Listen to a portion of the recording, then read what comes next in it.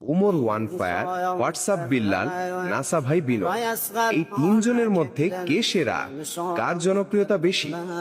আজকের এই ভিডিওতে আমরা আলোচনা করতে যাচ্ছি বাংলাদেশের তিনজন viral content creator Umar one fire, WhatsApp Billal এবং নাসা ভাই বিনোদ।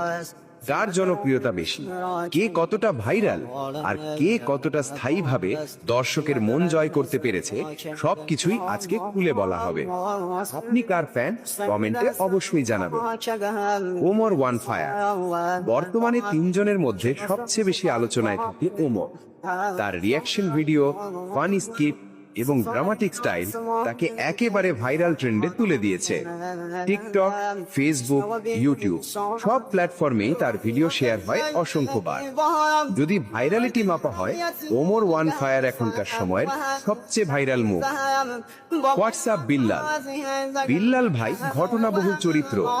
তার লাইভ রিয়াকশন, রোস্ট স্টাইল এবং বিভিন্ন ক্রিয়েটারের সাথে কনফ্লিক্ট তাকে আলোচনায় রাখে।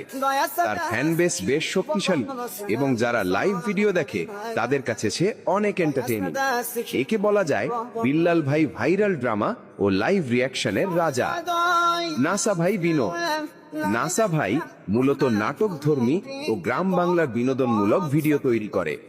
তাদের টিম ওয়ার্ক, নিয়মিত কন্টেন্ট এবং গল্প ভিত্তিক ভিডিওর কারণে নাসা ভাইয়ের জনপ্রিয়তা খুবই স্থায়ী। অনেক দর্শক মনে করে বিনোদন প্লাস নাটক মিলিয়ে সবচেয়ে শক্তিশালী কন্টেন্ট তৈরি করেন নাসা ভাই। তাহলে তিনজনের মধ্যে কে সেরা? সবচেয়ে বেশি ভাইরাল হচ্ছে ওমর ওয়ান ফায়ার।